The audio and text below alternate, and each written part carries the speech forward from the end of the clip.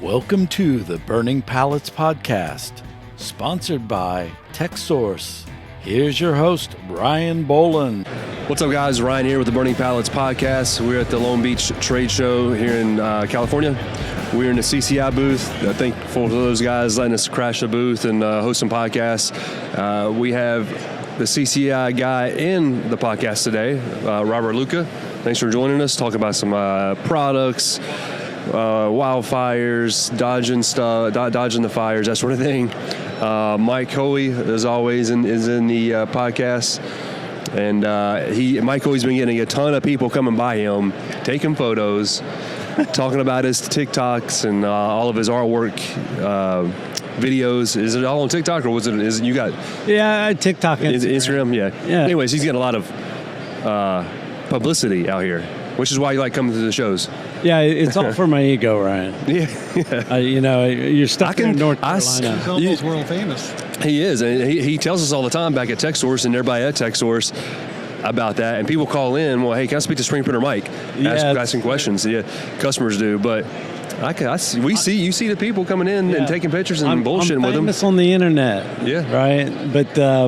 But no, I mean it's humbling. It's humbling. But yeah, we've crashed the booth here, and it definitely gets people to turn their heads. Now, the fishermen in the booth, they need to be snagging the fish as they swim by, but we at least get them to slow down and say, hey, there's a light going on, there's a camera going on.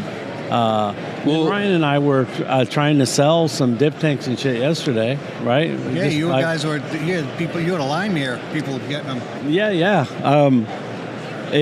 It felt good, It felt good. Like he got to sell. That's funny. Let's do a little bit of history. How did you get into screen printing? First off, I mean, you've been in the industry for who knows how many years? 30 plus years.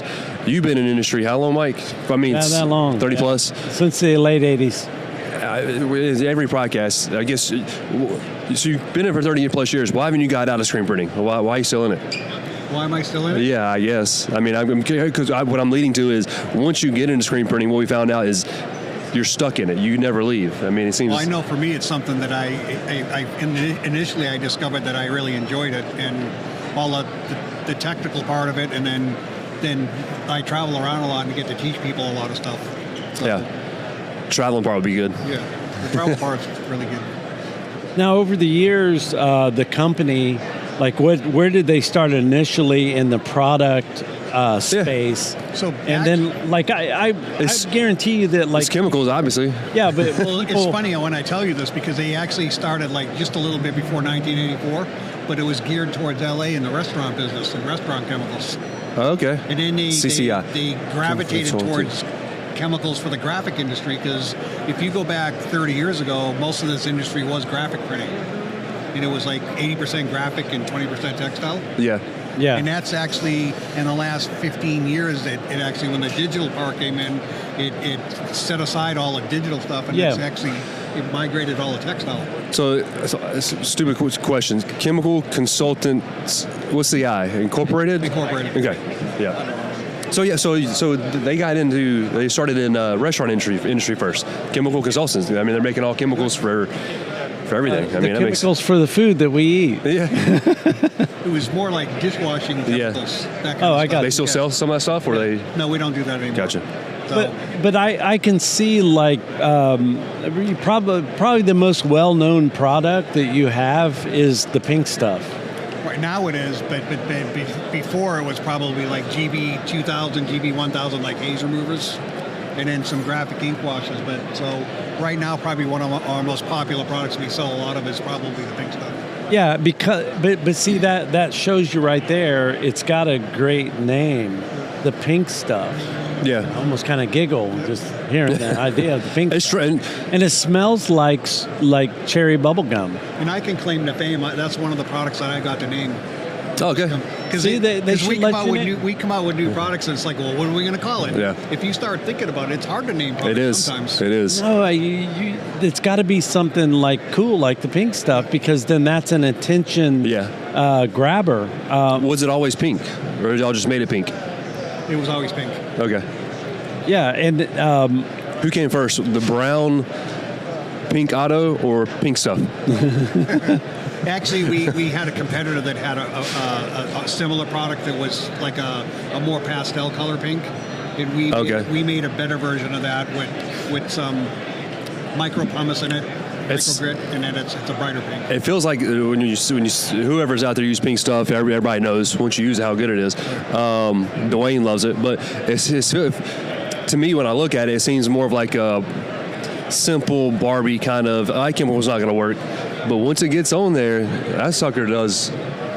It doesn't tremendous. Seem like what comes out of the bottle. That's what I was trying to allude to. Yeah. Right. Yeah. The other thing that I don't think people knows, like back in the day, you would have one product that would dehaze or take the ink that was trapped in the knuckles, and then you would have to follow up with the degrees, where this does both in one step.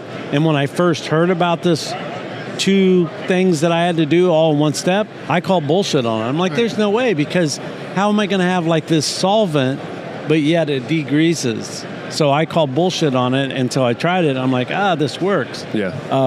So actually, like the pink stuff, we market it as a haze remover and degreaser. It also has one of the components in there as a wetting agent that actually swells the knuckles up enough to where it allows better penetration. That's why it works better. It swells the knuckles in the mesh up.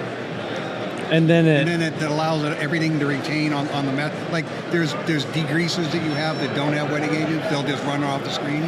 Whereas if it has a wetting agent, it just stays right on the screen, and it like kind of like it expands or swells and gets, it's like a sheeting action. It expands into the knuckles of the mesh and opens it up to allow that stuff to clean out more. Yes. Is that if I'm thinking scientifically? Because a lot of the haze you get is actually trapped in the knuckles, and so the wetting agent opens them up, and actually it allows it to do better as a haze remover. Yeah, that makes sense. I always make this little thing when I tell people it's trapped in the knuckles. You should. Ronnie used to do something with his fist, and he was twisting his arms trying to teach the classes. No, this is.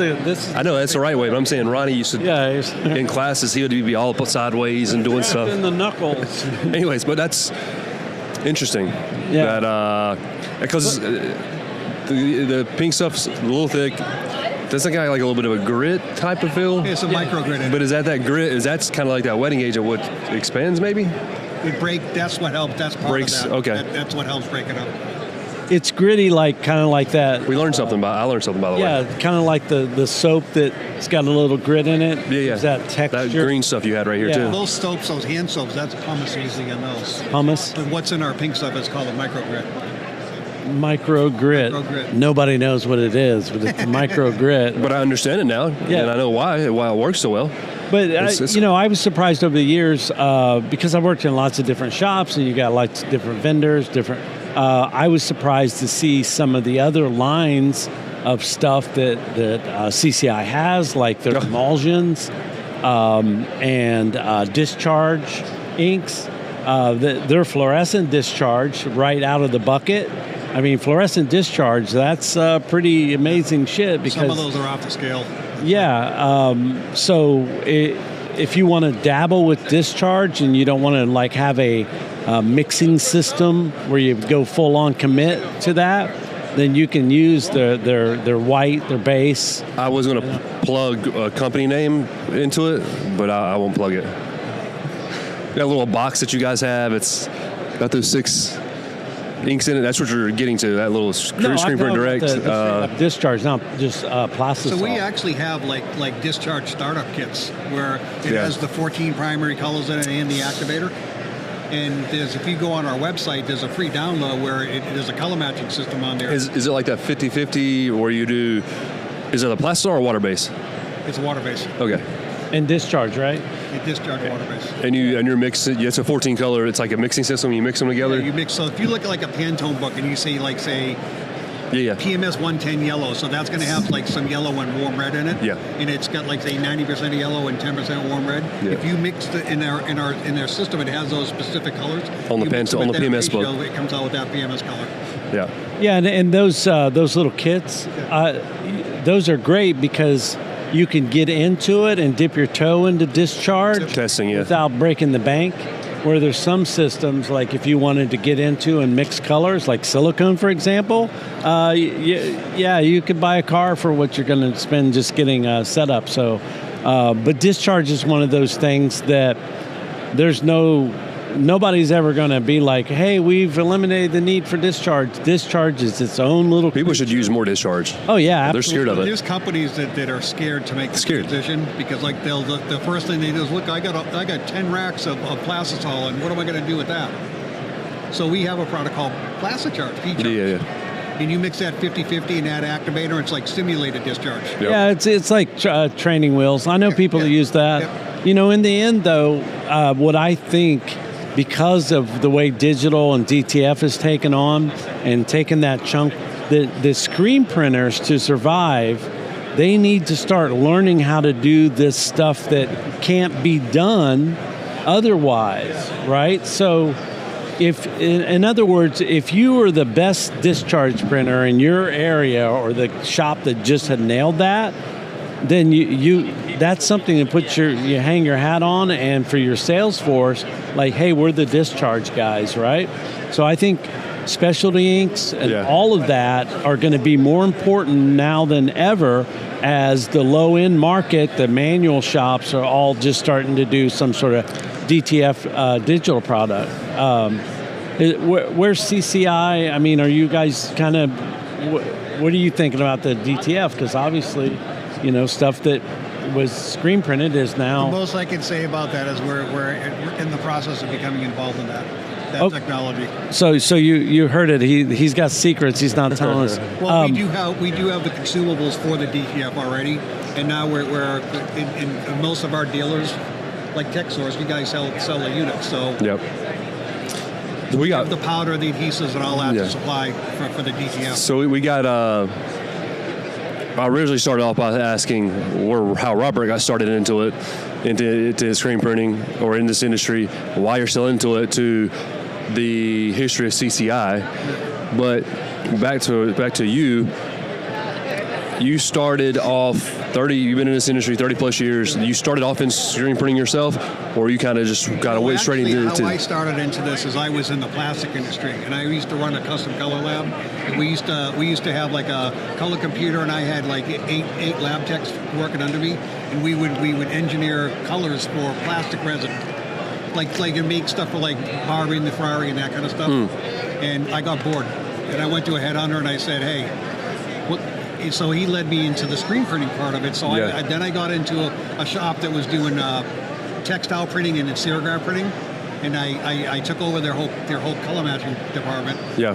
And then from that point, I learned everything about screen printing, and I just transitioned into what I'm doing today. And you've been with CCI the whole time, right? Yes, I've been with CCI for 31 years. We're getting a crowd around here. Maybe we should call a security team here. Yeah, something's going down. I don't know what it is. Yeah, who knows? Yeah. I know there is a crowd. Maybe we could hit CCI up to make us some sort of head cleaner chemistry for the head DTF heads. For a DTF, like if you flush your heads out and all that. We tried 701 because we were just because we first got that machine. And it was no ink going through it. We threw alcohol into it. We threw all kinds of crap. Anyways, that's something I could actually, because our chemist is involved in that too. So maybe we can come up with something for you. You want something like? Do you want something in the wet capping station too, or do you just want to stick to water? Like there's a point where sometimes you'll flush the head, where you'll literally take a hypodermic needle and flush. These are the measures you take when I'm going to have to buy a $1,200 head. You throw everything into it. You're going to throw everything. Like I said, we threw water, alcohol. I threw 701 into it. Yeah. I've actually have customers that they flush their heads every day just to prolong the head life, because sometimes heads to replace them are expensive. Yep. Yeah, these you definitely don't. But when a head is on the brink, that's where you have this cleaning stuff. But I think from we visited your facility here when we flew into California.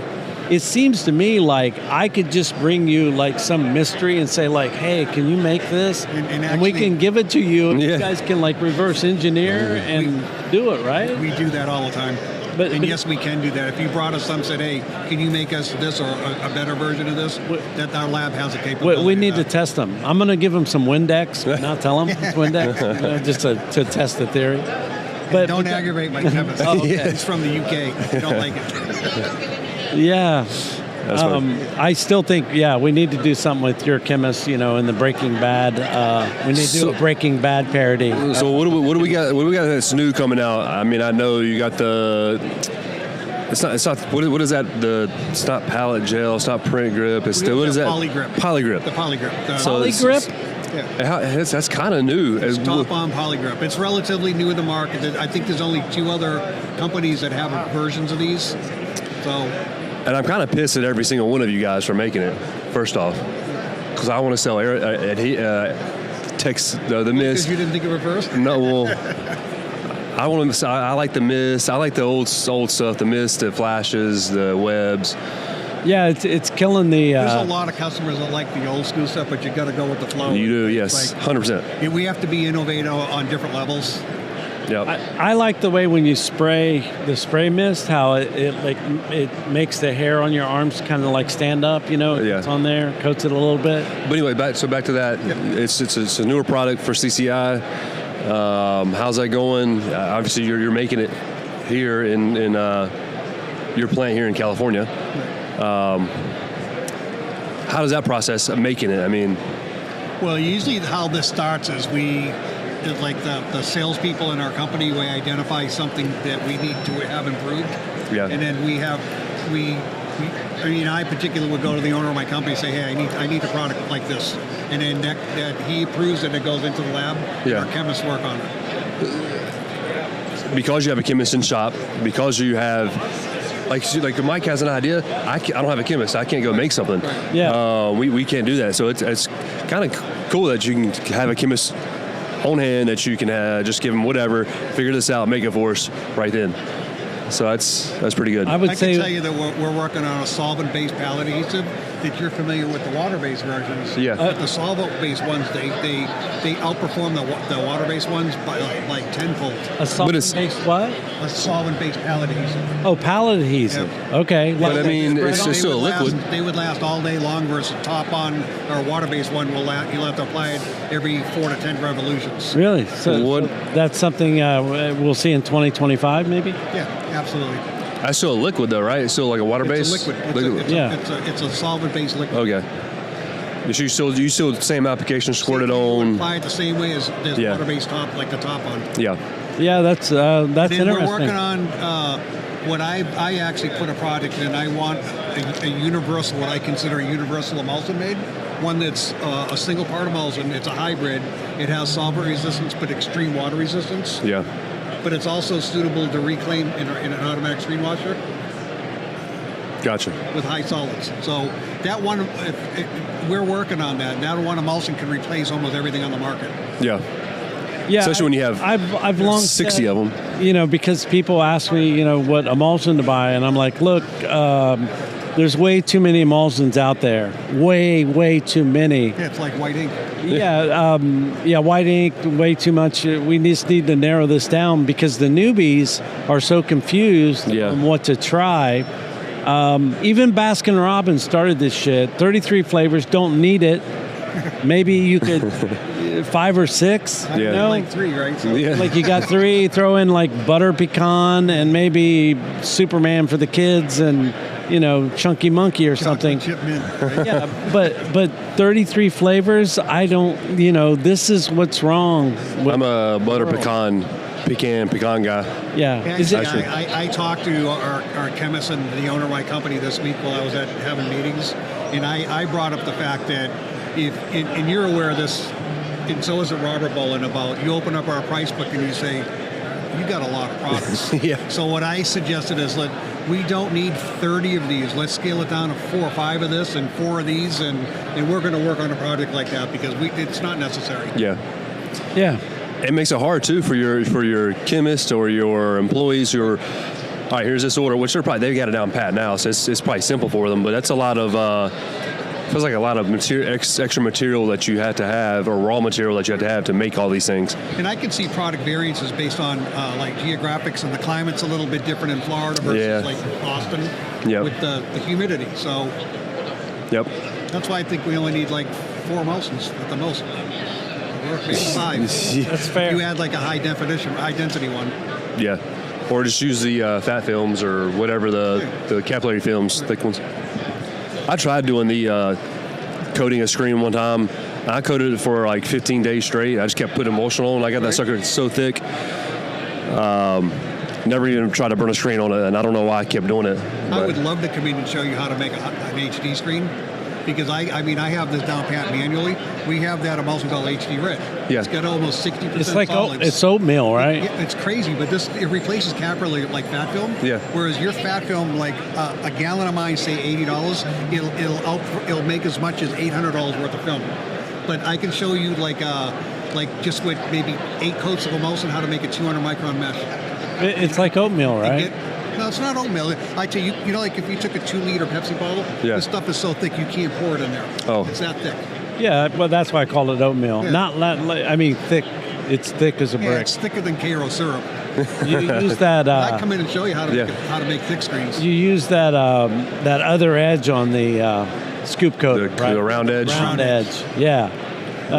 Jacob I was going to say that. I will leave that to Jacob. Yeah. So Jacob, our salesman, he started off.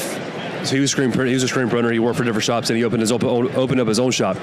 He had an Instagram name called Puff Daddy.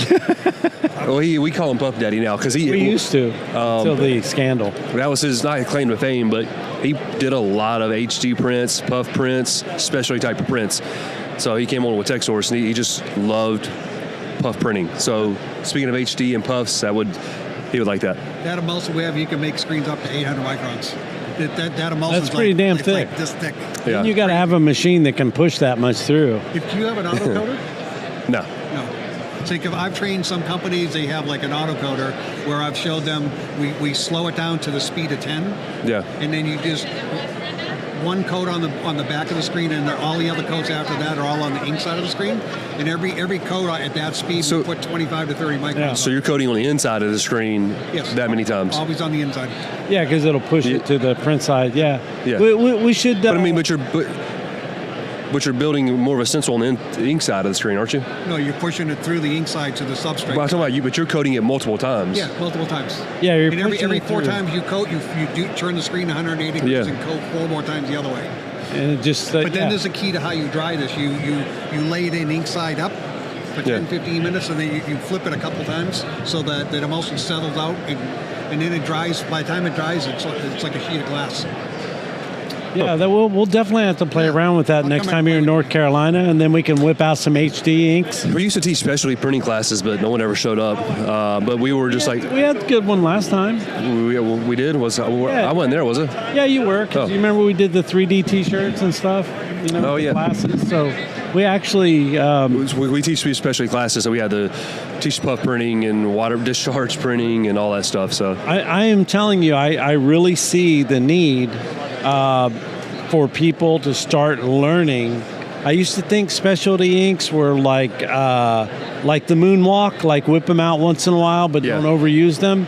But I really think now that if you want to survive in today's digital climate with DTF, screen printers need to start learning how to use these specialty inks. They need to learn how to make their own cap screens because of how expensive they are. Yeah. And print stuff that can never be done digitally. We're never going to do HD digitally. We're never going to do discharge. Damn sure never going to do fluorescent discharge. What I see becoming more and more popular is companies that they want a softer hand on there, and they're mainly plastisol printers. So we go in there with a product we have that's called U-Base. And what that does, it's a discharge base, but it has a small amount of mixing white in it. So it's easy to see once you kind of print instead of it being clear. but that discharges the dye out of the shirt, and then they can print plasol right on top. Right on top, yeah. Yep, it's real. Yeah, cool so stuff. you're what are you doing? About 6% white No, pigment? on all of our On that discs, new we base? always go 4%. Oh, 4%, yeah. If you go 6% like on our D white, it becomes a little gray and it starts to become chalky. So the most vibrant out of it is 4%. Yeah. Oh, the white. Yeah, For people. the activator. Yeah. Oh, yeah, activator, yeah. We need to ask that AI, doing a discharge under base. That's a nice hack, by the way. What he's talking about is you're discharging and then you're printing high mesh plastisol on top of a no-feel discharge base. But you got to get it discharged out. You got to flash it off really well. It also, Just to the touch. In a lot of cases, it can eliminate companies that will like double stroke white. Yeah. They'll print and flash and print white just because of the shirt. Yeah. We definitely need to add some of that to our. Like I said, I feel he's right there. Is that if you're going to be a printer rolling forward, you need to get on your game. Mediocre printers, just like mediocre artists, are going to fall to the wayside because digital and AI is on your tail. So set up some kind of seminar where I'll come in and we could do how to use Ubase. Like I said, we had the specialty classes we always taught. We just kind of slacked off on them. Next time you're up, we'll do some caps. And which CCI should do here in California, since you guys got a little marketing team, you guys got plans of expanding. You should start hosting classes here in California, the screen printing classes. That should be on some of the guys here's radar. Yeah, for sure. Or we could bring Mike out and have him work with our. We can't afford him to fly everywhere. Yeah. Speaking of Breaking Bad, Natify him out. Speaking of Breaking Bad, is that not Heisenberg there? You see, he's wearing a blue hat. It needs to be black though. I know, but he's at a show. But we don't have a camera operator. Like yeah, but that's Heisenberg, the chemist, right there. He's lurking. This is the big day, right? Today? It seems like it. Yeah. Yeah, traffic is definitely picked up. Traffic's up. Lunchtime too. So. Yeah. All right. You got anything else you want to add to it? I'm good. Let's wrap this thing up so I can go get some coffee. All right, Robert, thanks for joining us, talking about some new products. That Next time I do this will be easier for me. Yeah, Poly Grip you got out there. And as always, everybody's favorite, the pink stuff. That's always a good one. But appreciate you joining us, talking to us. Don't eat it, kids. Don't eat the pink stuff. Don't eat it. Don't eat it. You can wash your hands with it, though. Yeah. See you guys.